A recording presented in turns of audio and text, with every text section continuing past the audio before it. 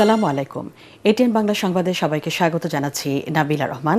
শুরুতেই BRB cables সংবাদ শিরোনাম। তারেক রহমানের স্বদেশ প্রত্যাবর্তন নিয়ে সতর্ক বিএনপি। দেশে ফিরে ২৭ ডিসেম্বর ভোটার হবেন দলটির ভারপ্রাপ্ত চেয়ারম্যান।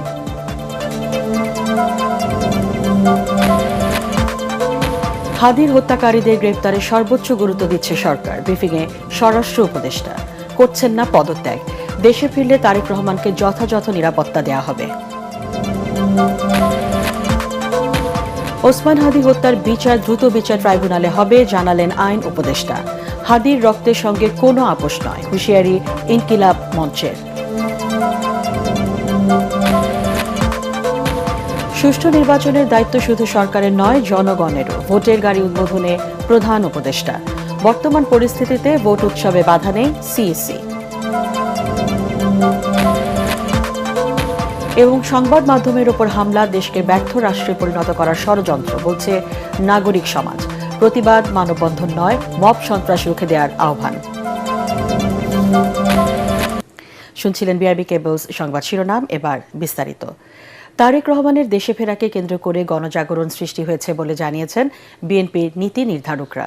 জনগণের নিরাপত্তা নিয়ে উদ্বেগ প্রকাশ করে দলটির নেতা বলেছেন, তারেক রহমানের দেশে ফেরা নিয়ে সতর্ক বিএনপি। মপতন্ত্র সহ যে কোনো সন্ত্রাসী কার্যক্রম কঠোরভাবে দমনের মাধ্যমে জাতীয় নির্বাচনের পরিবেশ নিশ্চিত করতে অন্তর্বর্তী সরকারের কাছে দাবি জানান তারা।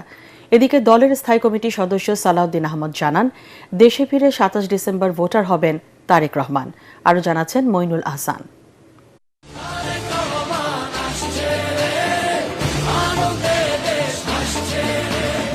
দেড় যুগ পর দলের ভারপ্রাপ্ত চেয়ারম্যান তারেক রহমানের দেশে ফেরাকে কেন্দ্র করে উৎফুল্ল বিএনপি নেতাকর্মীরা এখন ২৫ ডিসেম্বরের অপেক্ষায় দিন গুনছেন।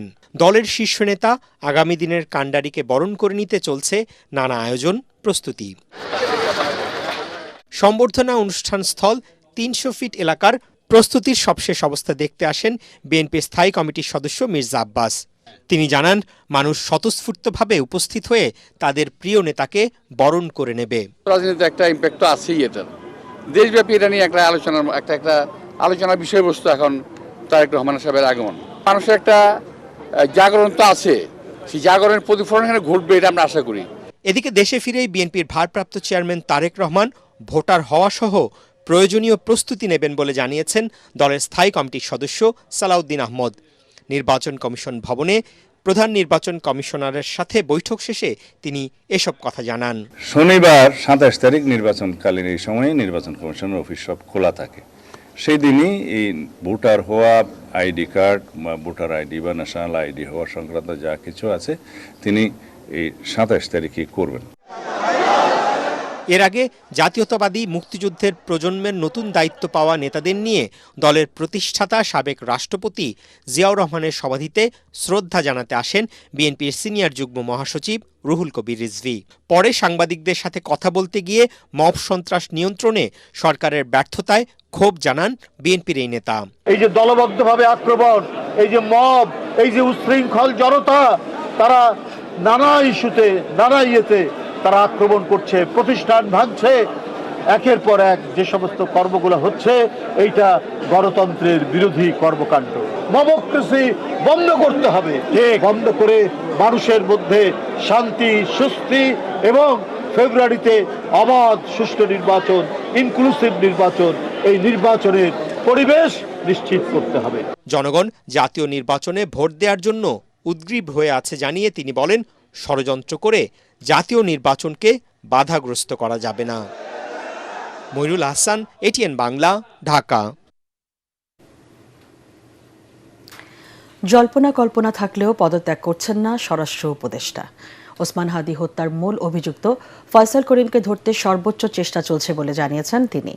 তবে ফয়সাল দেশে নাকি বিদেশে তা এখনও নিশ্চিত হতে পারেনি আইনশৃঙ্খলা বাহিনী। সচিবালয় বৈঠক শেষে স্বরাষ্ট্র উপদেষ্টা আরও বলেন, বিএনপির ভারপ্রাপ্ত চেয়ারম্যান তারেক রহমানের প্রত্যাবর্তন উপলক্ষে সব ধরনের নিরাপত্তা ব্যবস্থা নেওয়া হয়েছে। রিপোর্টে জানাচ্ছেন মাহবুব কবির চপল।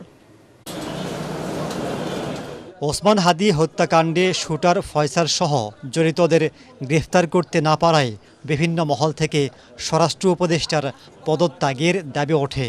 এ অবস্থায় সচিবালয়ে আইনশৃঙ্খলা সংক্রান্ত উপদেষ্টা পরিষদের বৈঠকে বসেন তিনি। পরে মুখোমুখি হন সংবাদ মাধ্যমের। পদত্যাগ করছেন কিনা এমন প্রশ্নের জবাব দেন স্বরাষ্ট্র উপদেষ্টা। ডাকসু থেকে এসেছিল, তারা আপনাকে একটা আলটিমেটাম দিয়েছিল, ইনকিলাব মঞ্চ বলেছে। গতকাল দিনভর গুঞ্জন ছিল যে স্বরাষ্ট্র উপদেষ্টা আসলে পদত্যাগ করবেন না করছেন কিনা। গুঞ্জন শুনছেন তো, গুঞ্জনটা কি? ও আচ্ছা, পদত্যাগ করলে তার এখানে বসতাম না। তিনি দাবি করেন ওসমান হাদির হত্যাকারীদের ধরতে সর্বোচ্চ গুরুত্ব দেয়া হচ্ছে। এখন পর্যন্ত 10 জনকে গ্রেফতার করা হয়েছে। মূল অভিযুক্ত ফয়সাল করিমের অবস্থান কোথায় তা জানার চেষ্টা করছে যৌথ বাহিনী। অতি দ্রুত এই ঘটনার মূল হুতা ফয়সাল করিম মাসুদকে শনাক্ত আইনের আওতায় আনা হয়েছে। তবে হত্যাকাণ্ডে মোটিভ উদ্ধার ও গোপনীয়তা বজায় রক্ষার স্বার্থে এই বিষয়ে এখনও বিস্তারিত জানানো সম্ভব হচ্ছে না। কোথায় আছে হইলে তো তারা ধরিয়ে ফেলতাম। দেশেও থাকতে পারে, বাইরেও থাকতে পারে, বাট আমরা একজাক্ট লোকেশন যদি জানতে পারলাম তো বৈধ পথে যায় না। এখন হলো উনি বৈধ পথে যায় নাই, এখন অবৈধ পথে গেছে কিনা এটা তো আমি বলতে পারবো না। স্বরাষ্ট্র উপদেষ্টা জানান, জুলাই আন্দোলনে সক্রিয় ভূমিকা রাখা 50 জনকে ঝুঁকিপূর্ণ তালিকা করে 20 জনকে পুলিশের পক্ষ থেকে গানম্যান দেয়া হয়েছে। কারা কারা মানে ভালনারেবল তাদের একটা লিস্টও করা হয়েছে এবং তাদের হাত এই গানম্যান দেওয়া হয়েছে। অনেকে আবার অবশ্য গানম্যান নিতে চায়ও নাই। কতজনকে গানম্যান দেওয়া হয়েছে? এই পর্যন্ত 18 না 20 জনের মতো মনে হয়। আগামী বৃহস্পতিবার বিএনপির ভারপ্রাপ্ত চেয়ারম্যান তারেক রহমানের দেশে ফেরাকে কেন্দ্র করে সব ধরনের নিরাপত্তা নেওয়া হয়েছে বলেও জানান তিনি। বিএনপি ভারপ্রাপ্ত চেয়ারম্যান তারেক রহমান দেশে আগমন উপলক্ষেও সর্বোচ্চ নিরাপত্তা ব্যবস্থা গ্রহণ করা হয়েছে। উপদেষ্টা জানান, প্রথম আলো ও ডেইলি স্টারে হামলাকারীদের পর্যায়ক্রমে আইনের আওতায় আনা হচ্ছে। 2 পত্রিকার সম্পাদকের নিরাপত্তায় দেয়া হয়েছে গানম্যান।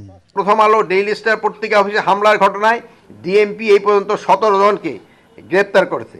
ময়মনসিংহের পোশাক শ্রমিককে পিটিয়ে ও পুড়িয়ে হত্যার ঘটনায় 10 জনকে গ্রেপ্তার করা হয়েছে। মাহবুব কবির, চপল, ATN বাংলা, ঢাকা। শহীদ শরীফ ওসমান হাদি হত্যার বিচার দ্রুত বিচার ট্রাইব্যুনালে হবে বলে জানিয়েছেন আইন উপদেষ্টা ডক্টর আসিফ নজরুল। সোমবার দুপুরে নিজের ভেরিফাইড ফেসবুক পেজে দেয়া এক পোস্টে কথা বলেন আইন উপদেষ্টা। পোস্টে আসিফ নজরুল আরও বলেন, দ্রুত বিচার ট্রাইব্যুনাল আইন 2002-এর 10 ধারা অনুযায়ী পুলিশ রিপোর্ট আসার পর সর্বোচ্চ 90 দিনের মধ্যে এই হত্যা মামলার বিচার কাজ শেষ করা হবে। শহীদ ওসমান হাদি হত্যাকাণ্ডের সুষ্ঠু ও দ্রুত বিচার নিশ্চিতে আগামী 24 ঘণ্টার মধ্যে বিচারিক ট্রাইব্যুনাল গঠনের দাবি জানিয়েছে ইনকিলাব মঞ্চ। প্রয়োজনে আন্তর্জাতিক গোয়েন্দা সংস্থার সহায়তা নেয়ার দাবিও জানিয়েছে সংগঠনটি। শাহবাগে সংবাদ সম্মেলনে ইনকিলাব মঞ্চের সদস্য সচিব আবদুল্লাহ আল জাবের এসব দাবি জানান। তিনি বলেন, এ ঘটনায় দৃশ্যমান ও কার্যকর পদক্ষেপ না নিলে রাষ্ট্রের ওপর জনগণ আস্থা হারাবে। তিনি অভিযোগ করেন, ওসমান হাদির হত্যাকাণ্ডকে মূল আলোচনার বাইরে ঠেলে দেওয়ার অপচেষ্টা করা হচ্ছে। হাদির রক্তের সঙ্গে কোনো আপোষ করা হবে না বলেও এ সময় হুঁশিয়ারি দেন তিনি। এখন থেকে রাজপথে অবস্থান করবার ঘোষণা দিচ্ছি যে আমরা রাজপথ ছেড়ে যাচ্ছি না।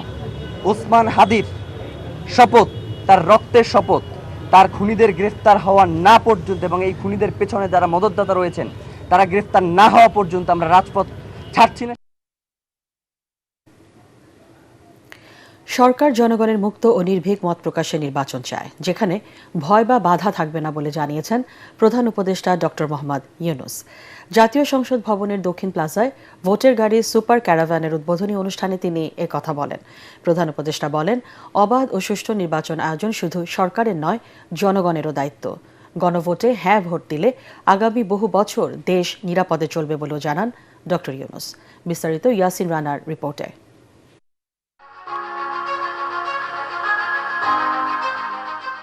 দেশের চাবি আপনার হাতে স্লোগানে ত্রয়োদশ জাতীয় সংসদ নির্বাচন ও গণভোটের প্রচারণায় ভোটের গাড়ি উদ্বোধন করেন প্রধান উপদেষ্টা ডক্টর মোহাম্মদ ইউনূস। 10টি গাড়ি সারা দেশে ঘুরে ঘুরে ভোটের প্রচারণা চালাবে। বললাম বুকের ভেতর অনেক ঝড়, বুক পেতেছি গুলি করে। আসেন, সামনে নির্বাচন, ভোট দিয়ে আমাদের ক্ষমতা বোঝা যায়। এই নির্বাচনে কে জিতবে? আমাদের বাংলাদেশ জিতবে। উদ্বোধনকালে ভিডিও বার্তায় প্রধান উপদেষ্টা বলেন, ভোটাধিকার কারো দয়া নয়, অধিকার।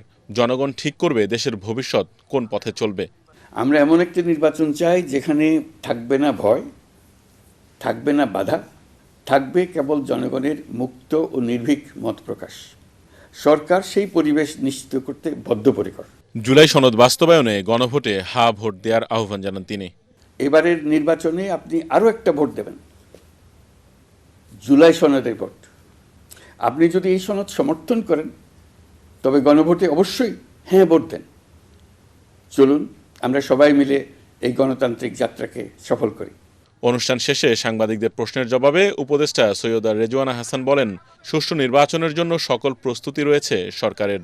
নির্বাচনের জন্য সাধারণত যে ধরনের চ্যালেঞ্জগুলো থাকে সেই ধরনের চ্যালেঞ্জগুলো মোকাবেলায় সরকার পূর্ণ প্রস্তুতি নিয়েছে। এখন দেখা যাচ্ছে যে কিছু বাড়তি চ্যালেঞ্জ আমাদের সামনে চলে আসছে, সেইগুলো মোকাবেলা করার জন্য আমাদেরকে আসলে আরও বেশি প্রস্তুতি নিতে হবে। এ নির্বাচনে দেশের মালিকানা জনগণ বুঝে নেবে বলে জানান সংস্কৃতি উপদেষ্টা মোস্তফা সরোয়ার ফারুকী। কোনো কিছু দিয়ে ভয় দেখানো যাবে না, ডেমোক্রেটিক ট্রানজিশন এবং ইলেকশন হবে। হাদিকে গুলি করা হয়েছিল বাংলাদেশকে ভয় দেখানোর জন্য, বাংলাদেশ তার জবাব কিভাবে দিয়েছে সেটা হাদির জানাজায় দেখেছে। ভোট আয়োজনের চ্যালেঞ্জ মোকাবেলায় নির্বাচন কমিশন ও স্বরাষ্ট্র মন্ত্রণালয়ে প্রস্তুত রয়েছে বলে জানান উপদেষ্টারা। ইয়াসিন রানা, এটিএন বাংলা, ঢাকা। বর্তমান পরিস্থিতিতে ভোট উৎসবে বাধা নেই দাবি করে প্রধান নির্বাচন কমিশনার এএমএম নাসির উদ্দিন বলেছেন, নির্বাচনের দিন এগিয়ে এলে আইন শৃঙ্খলা পরিস্থিতিরও উন্নতি হবে। প্রার্থী ও ভোটারদের শঙ্কিত না হতে আশ্বস্ত করেছেন সিইসি। দেশে প্রথমবারের মতো পোস্টাল ভোটিং পদ্ধতি হওয়ায় রেজিস্ট্রেশন প্রক্রিয়ায় কিছুটা সমস্যা হলেও এর কার্যক্রম নিয়ে সন্তুষ্ট নির্বাচন কমিশন। আরও জানাচ্ছেন মুশফিকুর রহমান। প্রবাসী ভোটারদের জন্য পোস্টাল ভোটিং নিয়ে নির্বাচন কমিশনের কার্যক্রমের অংশ হিসেবে দুপুরে তেজগাঁও মেইল প্রসেসিং সেন্টার পরিদর্শন করেন প্রধান নির্বাচন কমিশনার, ইসি সচিব সহ অন্যান্য নির্বাচন কমিশনাররা। পরে সিইসি বলেন, অনেক চ্যালেঞ্জ মোকাবেলার পর প্রবাসীদের জন্য ভোটের আয়োজন করা হচ্ছে। অভিজ্ঞতা না থাকায় সঠিকভাবে রেজিস্ট্রেশন করাটা কঠিন ছিল বলে স্বীকার করেন প্রধান নির্বাচন কমিশনার। অতীতে তো এরকম অভিজ্ঞতা নাই। ধরেন ফর এক্সাম্পল মিডল ইস্টে যারা আছেন তারা প্রপারলি রেজিস্ট্রেশনটা করতে পারতেছিলেন না প্রথম, এখন অনেক সমস্যা সহজ হয়ে আসছে। আমরা ক্লারিফিকেশন দিয়েছি, যেখানে প্রবলেম হয়েছে আমাদের এক্সপার্টরা সেটা অ্যাড্রেস করেছেন। এখানে সাইবার অ্যাটাক হয়েছে, আমাদের এক্সপার্টরা অ্যাড্রেস করেছেন, কোনো অসুবিধা হয় না ইনশাল্লাহ। সিস্টেম ইজ ওয়ার্কিং এবং আমাদের তরফ থেকে যে ক্লারিফিকেশন দেওয়া হয়েছে এবং এগুলো যাতে ফিক্স করার যে উদ্যোগ নেওয়া হয়েছে তাতে করে ইনশাল্লাহ সাকসেসফুলি আমরা রেজিস্ট্রেশনটা সম্পন্ন করতে পেরেছি। তার আশা, ভোটের দিন ঘনিয়ে আসার সাথে সাথে আইন শৃঙ্খলা পরিস্থিতি আরও উন্নতি হবে, ভয় কেটে যাবে প্রার্থী ও ভোটারদের। আগামী 3 দিনের মধ্যে যদি আরও রেজিস্ট্রেশন হয় তাহলে আমাদের সন্তুষ্টি আর একটু বাড়বে, ভয় কেটে যাবে। দিন যতই ভোটের দিন ঘনিয়ে আসবে আপনারা দেখবেন ইনশাল্লাহ আইন শৃঙ্খলা পরিস্থিতি উন্নতি হবে, অসুবিধা হবে না ইনশাল্লাহ, দেখবেন। আমরা তো কনফিডেন্ট আছি। রেজিস্ট্রেশন প্রক্রিয়ায় কিছু সমস্যা হলেও পোস্টাল ভোটিং কার্যক্রম নিয়ে আশাবাদী ইসি। আগামী 3 দিনের মধ্যে প্রবাসী সবাইকে নিবন্ধন করার আহ্বান জানান সিইসি। মুশফিকুর রহমান, এটিএন বাংলা, ঢাকা। সংবাদ মাধ্যম ও সাংস্কৃতিক সংগঠনের কার্যালয়ে হামলা দেশকে ব্যর্থ রাষ্ট্রে পরিণত করার ষড়যন্ত্র বলে মন্তব্য করেছেন নাগরিক সমাজের প্রতিনিধিরা। এখন আর প্রতিবাদ মানববন্ধন নয়, অপশক্তিকে রুখে দিতে সরাসরি আন্দোলনে নামার তাগিদ দিয়েছেন তারা। রাজধানীর একটি হোটেলে সংবাদ সম্মেলনে পত্রিকার সম্পাদক, রাজনীতিবিদ ও বিশিষ্টজনরা বলেন, সব অপচেষ্টা ব্যর্থ করে দিয়ে সরকারকে তাদের সক্ষমতার প্রমাণ দিতে হবে। মিজান শাহজাহানের রিপোর্ট। প্রথম আলো, ডেইলি স্টার, ছায়ানট ও উদীচী কার্যালয়ে হামলার প্রতিবাদ জানাতেই এই যৌথ সংবাদ সম্মেলন করে পত্রিকা মালিকদের সংগঠন নোয়াপ ও সম্পাদক পরিষদ। এ সময় সংহতি জানিয়ে বক্তব্য রাখেন শিক্ষক, সাংবাদিক, রাজনীতিবিদ, বুদ্ধিজীবী, ব্যবসায়ী, মানবাধিকার ও সংস্কৃতি কর্মীরা। তারা চেয়েছেন মধ্যযুগীয় কায়দায় আগুন, চারপাশ থেকে আগুন লাগিয়ে যাদের সঙ্গে তাদের মতান্তর তৈরি হয় তাদেরকে পুড়িয়ে হত্যা করা। অনির্বাচিত সরকারের শাসন করার যোগ্যতা, ক্ষমতা থাকে ততক্ষণ যখন তার নৈতিক বৈধতা থাকে। এই ঘটনার ভিতর দিয়ে বর্তমান সরকার তার নৈতিক বৈধতা অনেক ক্ষেত্রেই হ্রাস করে ফেলেছে। বিএনপি মহাসচিব মির্জা ফখরুল ইসলাম আলমগীর বলেন, এখন এই ষড়যন্ত্রকারীদের রুখে দেবার উপযুক্ত সময়। একাত্মতা ঘোষণা করা নয়, মানববন্ধন করে সংহতি প্রকাশ করা নয়, আজকে সর্বক্ষেত্রে সর্বশক্তি নিয়ে আপনারা যারা বাংলাদেশকে ভালোবাসেন তারা সবাই ঐক্যবদ্ধ হন, এই অপশক্তিকে রুখে দিতে হবে। এনসিপির আহ্বায়ক নাহিদ ইসলাম বলেন, সংবাদ মাধ্যমের উপর হামলার উস্কানিদাতাদের বিরুদ্ধে ব্যবস্থা নিতে হবে। সরকারের ভিতরে একটা অংশের এখানে সংশ্লিষ্টতা রয়েছে, সমাজে এটার পক্ষে সম্মতি তৈরি করা হয়েছিল অনেকদিন ধরে এবং এটার সাথে রাজনৈতিক ব্যাকআপও আছে। জামাতের সহকারী সেক্রেটারি জেনারেল এহসান মাহবুব জোবায়ের আশঙ্কা জানান, পতিত সরকার নির্বাচন বানচালে ষড়যন্ত্র করছে। পতিত স্বৈরাচার তার সমস্ত শক্তি নিয়ে এখনো সক্রিয় আছে, দেশে এবং বিদেশে সব জায়গা থেকে বসেই তারা এই সমস্ত কাজগুলো করছেন। সম্পাদক পরিষদের সাধারণ সম্পাদক ও দৈনিক বণিক বার্তার সম্পাদক দেওয়ান হানিফ মাহমুদের সঞ্চালনায় নোয়াব সভাপতি একে আজাদ বলেন, সংবাদ মাধ্যম ও সাংবাদিকদের নিরাপত্তা জোরদারের দায়িত্ব সরকারকেই নিতে হবে। জনাব মাহবুজানাম এখানে আছেন, প্রথম আলোতে প্রথম আগুন দেওয়া হয় তখন উনি ভেবেছেন যে এরপরে প্রথম ডেইলি স্টারে যাবে প্রথম আলো আগুনের পরে। উনি সরকারের এমন কোনো সংস্থা নাই, এমন কোনো ব্যক্তি নাই যাকে উনি অনুনয় বিনয় করেন নাই যে আপনারা ডেইলি স্টারের সামনে প্রোটেকশন দেন, কিন্তু উনি কোনো সাহায্য সাড়া পাননি। যখন পেয়েছেন পুরার পরে পেয়েছেন। সংবাদ সম্মেলন শেষে কারওয়ান বাজার সার্ক ফরার সামনে মানববন্ধন করেন নাগরিক সমাজের প্রতিনিধিরা। মিজান শাহজাহান, এটিএন বাংলা, ঢাকা। সরকার ওসমান হাদির হামলাকারীদের শনাক্ত করতে ব্যর্থ হয়েছে বলে মন্তব্য করেছেন সাবেক উপদেষ্টা আসিফ মাহমুদ সজীব ভুঁইয়া। তিনি বলেন, নির্বাচনকে ঘিরে সব প্রার্থীর নিরাপত্তা নিশ্চিতের মাধ্যমে সরকারকে লেভেল প্লেইং ফিল্ড তৈরি করতে হবে। সকালে ঢাকা 10 আসনে স্বতন্ত্র প্রার্থী হিসেবে মনোনয়নপত্র সংগ্রহের পর আসিফ মাহমুদ এসব কথা বলেন। এ সময় সাংবাদিকদের প্রশ্নের জবাবে তিনি অভিযোগ করেন, একটি পক্ষ নির্বাচন বানচালের চেষ্টা করছে যারা আওয়ামী লীগকে ছাড়া নির্বাচন করতে চায় না। প্রতিটি ওয়ার্ডবাসীর সমস্যা সমাধানে কাজ করার অঙ্গীকারও করেন এই জুলাই যোদ্ধা। আমরা শহীদ ওসমান হাদির মতো অবস্থা যেন আর কারো না হয় এবং এর মধ্য দিয়ে দেশের পরিস্থিতি অস্থিতিশীল করা, নির্বাচন বানচাল করা এবং বাংলাদেশকে একটা অন্ধকারের দিকে ঠেলে দেওয়ার সুযোগ যেন কেউ না পায়। এবং এই জায়গা থেকে শুধু আমি না, সকল প্রার্থীর জন্যই ঝুঁকির জায়গা থেকে যায়। বিশেষ করে জুলাই গণঅভ্যুত্থানে যারা নেতৃত্ব দিয়েছে তাদেরকে টার্গেট করা হচ্ছে বলে আমরা বিভিন্ন মাধ্যমে শুনতে পেরেছি, জানতে পেরেছি। ফলে আমরা যদি ফ্রিলি মুভ না করতে পারি তাহলে নির্বাচনী প্রচারণার ক্ষেত্রে আমরা অনেকটাই পিছিয়ে যাওয়ার সম্ভাবনা আছে। নরসিংদী 1 আসনে বইছে নির্বাচনী আমেজ। দলীয় সভা, মতবিনিময়, উঠোন বৈঠকে ব্যস্ত সময় পার করছেন প্রার্থীরা। এই আসনে বিএনপির প্রার্থী দলের কেন্দ্রীয় যুগ্ম মহাসচিব খায়রুল কবির খোকন আর জামাত ইসলামীর প্রার্থী ইব্রাহিম ভুঁইয়া। এছাড়াও মাঠে রয়েছেন ইসলামী আন্দোলন বাংলাদেশের প্রার্থী শওকত সরকার। ইয়াসিন রানার আরেকটি রিপোর্ট। নরসিংদী সদর মাধবদী নিয়ে গঠিত এই আসনে গড়ে উঠেছে অসংখ্য শিল্প কারখানা। তাই ভোটের সমীকরণে শ্রমিকরা রাখতে পারে বড় ভূমিকা। এছাড়া শিল্পপতি এবং মাধবদীর বাবুরহাটের কাপড় ব্যবসায়ীরাও বদলে দিতে পারে ভোটের হিসেব নিকেশ। যেই সরকারে আগে আসছে অথচ সবাই ক্ষতিগ্রস্ত হয়েছে, কেউই লাভবান না, কিন্তু আশা তো বারবার তারা দিয়েই গেছে, বলে ততটুকু কিন্তু করে না। আমরা 2টা ব্রিজ চাই, একটা 14 ব্রিজ, একটা আলোকবালি ব্রিজ। জনগণ অধীর আগ্রহ ছিল, সেই দিনটা আসছে। আমরাও আশাবাদী যে খুব একটা ভালো ভোট হবে। তফসিলের পর শোডাউন বন্ধ থাকলেও নানান উপায়ে ভোটারদের কাছে যাচ্ছেন প্রার্থীরা। সামাজিক যোগাযোগ মাধ্যমে চালাচ্ছেন প্রচারণা। ভোটারদের আসনের নানা সমস্যা সমাধান করার প্রতিশ্রুতি দিচ্ছেন হাত পাকা প্রতীকের প্রার্থী। ভোটাররা অপেক্ষায় আছে যে এইবার তারা ইসলামের পক্ষে ভোট দিবে।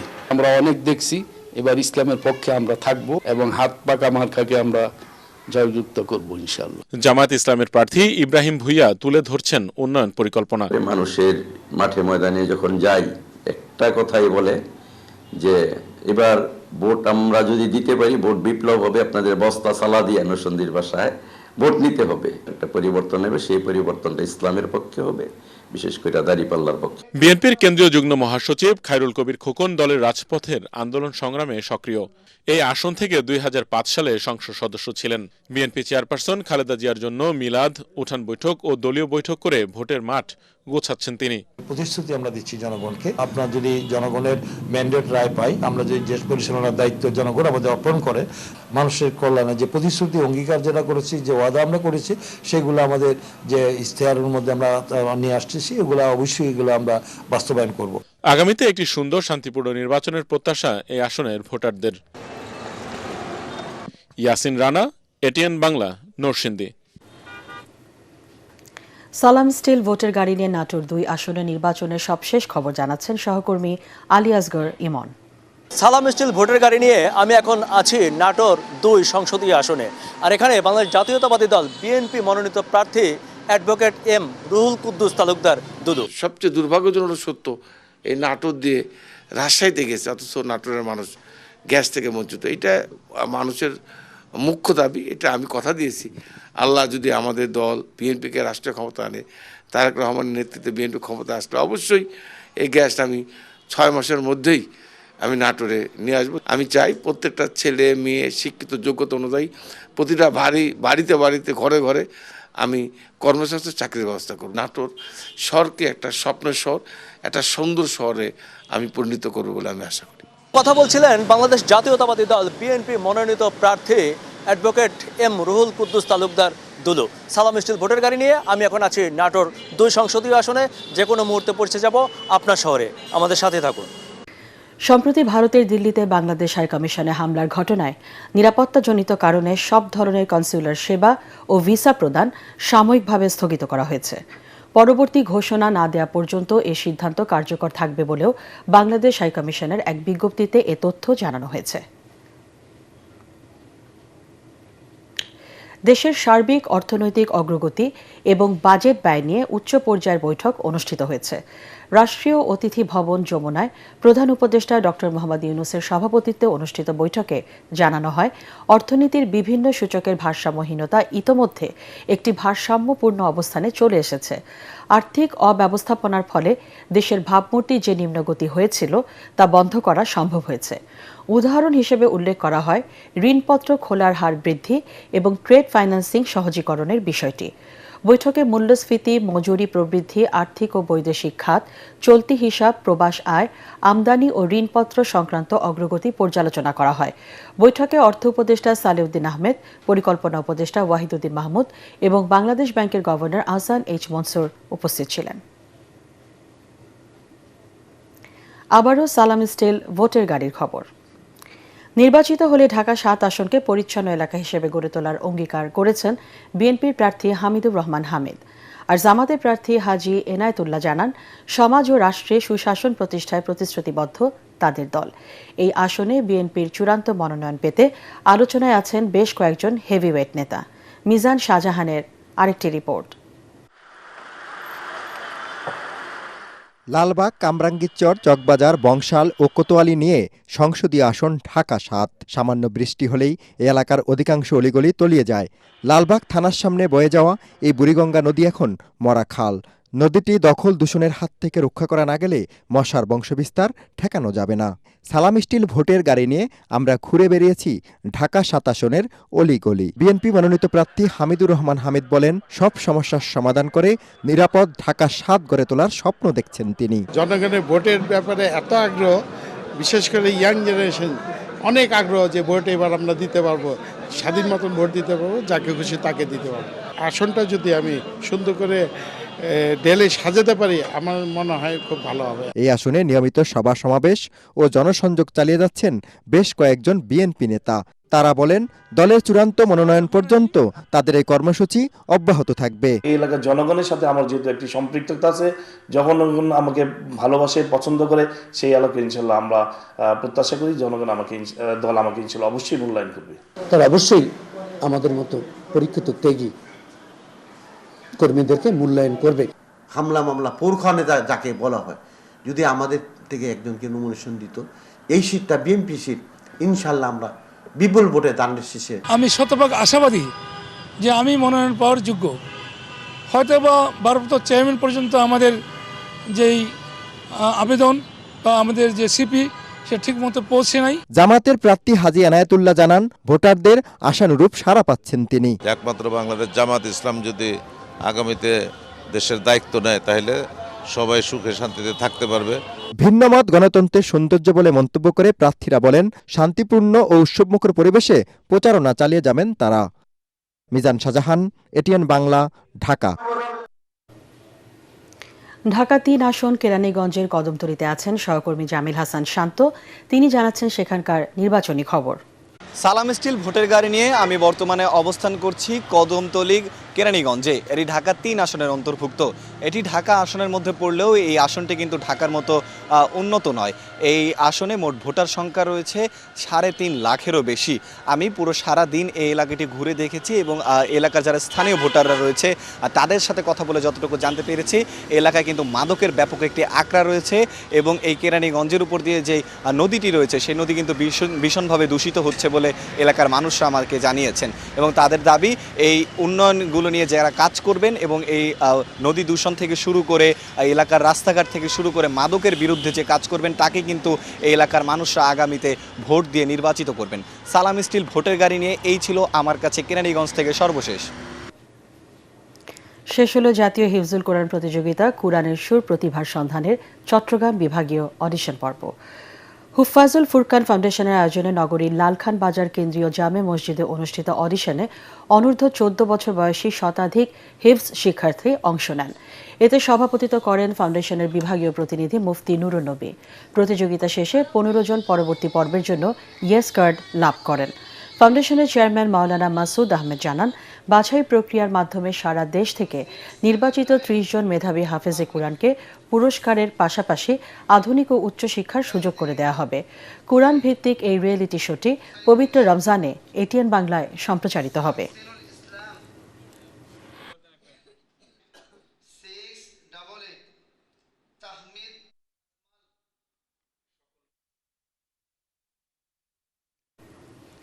পূবালী ব্যাংক বাণিজ্য সংবাদ।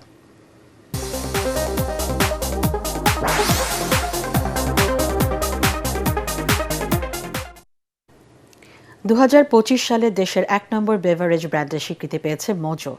এর মাধ্যমে পরপর দ্বিতীয়বারের মতো এই মর্যাদাপূর্ণ সম্মাননা পেল জনপ্রিয় এই ব্র্যান্ডটি। বাংলাদেশ ব্র্যান্ড ফোরাম আয়োজিত 17তম বেস্ট ব্র্যান্ড অ্যাওয়ার্ড অনুষ্ঠানে মোজোকে এই সম্মাননা দেওয়া হয়। এবারের আয়োজনে 45টি বিভাগে 45টি ব্র্যান্ডকে বেস্ট ব্র্যান্ড হিসেবে স্বীকৃতি দেওয়া হয়।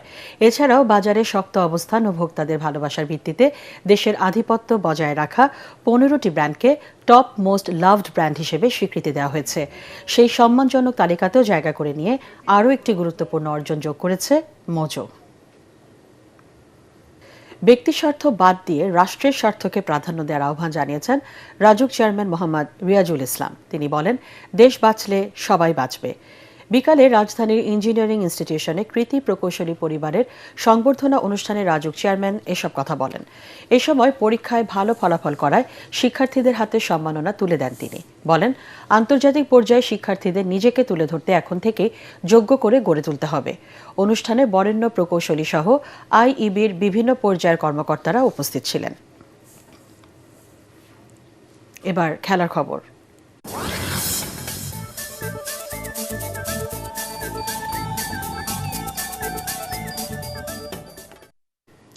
দেশের একমাত্র ফ্র্যাঞ্চাইজি লিগ বিপিএল এ উদ্বোধনী অনুষ্ঠান থাকছে, তবে ঢাকার পরিবর্তে ভেন্যু হবে সিলেটে। শুক্রবার টুর্নামেন্টের উদ্বোধনী দিনে হবে সেই অনুষ্ঠান। বিএসজিএ মিডিয়া কাপ ক্রিকেটের পুরস্কার বিতরণী অনুষ্ঠানে এসব কথা জানান বিপিএল গভর্নিং কাউন্সিলের সদস্য সচিব ইফতেখার রহমান মিঠু। পরাগ আরমানের রিপোর্ট। বিপিএল শুরুর আগে মিরপুরে জমকালো আয়োজনে উদ্বোধন অনুষ্ঠান করার পরিকল্পনা ছিল বাংলাদেশ ক্রিকেট বোর্ড বিসিবির। নিরাপত্তার শঙ্কায় সেই অনুষ্ঠান বাতিল করা হয়। তবে টুর্নামেন্ট শুরুর কয়েকদিন আগে আবারও সিদ্ধান্ত পরিবর্তন করে বিসিবি। ঢাকার পরিবর্তে ছোট্ট পরিসরে সিলেটে উদ্বোধন অনুষ্ঠান করবে গভর্নিং কাউন্সিল। বিএসজি আয়োজিত মিডিয়া কাপ ক্রিকেটের পুরস্কার প্রদান অনুষ্ঠান শেষে এমনটাই জানান ইফতেখার রহমান মিঠু। সিচুয়েশনটা একটু চ্যালেঞ্জিং, হ্যাঁ, তো আমাদের মানে এভরি আওয়ার প্ল্যানিং চেঞ্জ করতে হচ্ছে। সো 24 তারিখে যেহেতু আমরা ওপেনিং সেরেমনি করতে পারিনি, তো এখন আমাদের 26 তারিখে আমরা ম্যাচের দিনই ছোট করে করব। আবার ওই দিন জানেন যে শুক্রবার, তো সুতরাং 2:15-তে শুরু করতে হচ্ছে, সেই জন্য খেলাটা 3টার সময় করে দেওয়া হয়েছে। বিপিএল আয়োজনে একের পর এক চ্যালেঞ্জ সামলাতে হয়েছে গভর্নিং কাউন্সিলকে। ফ্র্যাঞ্চাইজি ফি, ব্যাংক গ্যারান্টি সহ নানান কারণে প্রায়ই চাপ ও বিতর্কের মুখে পড়তে হয়েছে বিসিবিকে। সূচি পরিবর্তন এবং উদ্বোধনী ভেন্যু পরিবর্তন করতে হয়েছে। তবে অংশ নেয় 6টি দলই জোরে সোরে অনুশীলনে নেমেছে। ছোট্ট পরিসরে উদ্বোধন অনুষ্ঠান থাকলেও দেশীয় সংস্কৃতি ফুটিয়ে তোলা হবে বলে জানান মিঠু।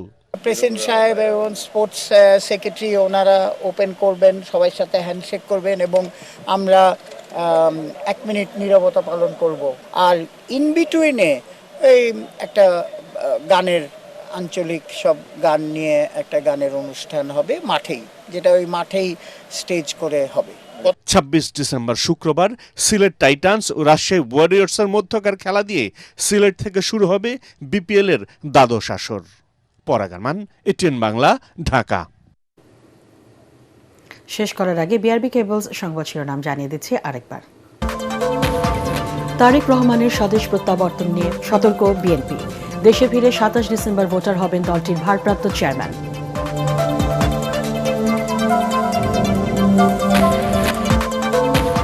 হাদির হত্যাকারীদের গ্রেপ্তারে সর্বোচ্চ গুরুত্ব দিচ্ছে সরকার, ব্রিফিংয়ে স্বরাষ্ট্র উপদেষ্টা। করছেন না পদত্যাগ। দেশে ফিরলে তারেক রহমানকে যথাযথ নিরাপত্তা দেওয়া হবে। ওসমান হাদি হত্যার বিচার দ্রুত বিচার ট্রাইব্যুনালে হবে, জানালেন আইন উপদেষ্টা। হাদির রক্তের সঙ্গে কোনো আপোষ নয়, হুঁশিয়ারি ইনকিলাব মঞ্চের। সুষ্ঠু নির্বাচনের দায়িত্ব শুধু সরকারের নয়, জনগণেরও। ভোটের গাড়ি উদ্বোধনে প্রধান উপদেষ্টা। বর্তমান পরিস্থিতিতে ভোট উৎসবে বাধা নেই, সিইসি। এবং সংবাদ মাধ্যমের ওপর হামলা দেশকে ব্যর্থ রাষ্ট্রে পরিণত করার ষড়যন্ত্র বলছে নাগরিক সমাজ। প্রতিবাদ মানববন্ধন নয়, মব সন্ত্রাস রুখে দেওয়ার আহ্বান। পরবর্তী সংবাদ দেখার আমন্ত্রণ জানিয়ে এখনকার মতো শেষ করছি। এটিএন বাংলা সংবাদ ইউটিউবে দেখতে ব্রাউজ করুন, youtube/ATN Bangla News।